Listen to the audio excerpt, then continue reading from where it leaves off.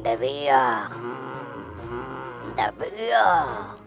Anche era un gatto che come me, sento, amava i Beatles e i Rolling Stones, il rocacciapado su dal copin e lo che ha messo in te sacchetto. Chi è che li vuole mangiare sti gatti? È l'inchiesta che sta continuando, quindi cioè, il punto di domanda sta proprio a significare che è vero, non si sa.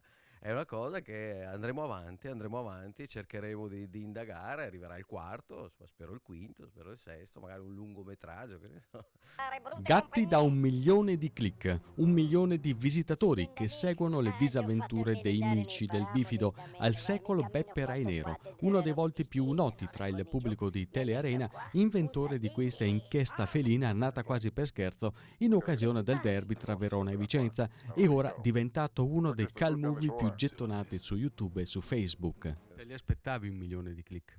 No, non me ne aspettavo, anche perché appunto se io non ti dicevo che era fatto per quell'occasione lì, cioè di calcio non c'è niente qua dentro, quindi non c'è la rivalità sportiva, c'è sempre, anzi ricevo tanti complimenti, tanti click da vicentini, quindi insomma è una cosa, insomma si è solo giocato sul modo di dire che c'è, come se qualcuno giocasse sui veronesi tutti matti. I gatti del bifido sono solo una delle trovate dell'estroso showman di Dossobuono, che ha al suo attivo un ricco ventaglio di personaggi proposti nella nostra diretta giallo-blu della domenica e negli spettacoli sparsi in tutta la provincia. Creatività e idee divertenti nate dall'ispirazione di questo ex grafico pubblicitario che 4 anni fa, dall'oggi al domani, si è trovato senza un impiego. Si era inventato adottando il palcoscenico da cabaret come luogo di lavoro, da cui ripartire per inseguire un sogno.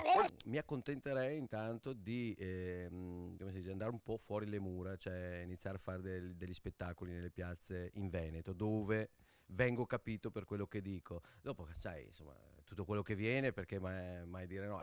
Ieri in 3, ma non li ho visti perché mi sono travestito da bruco.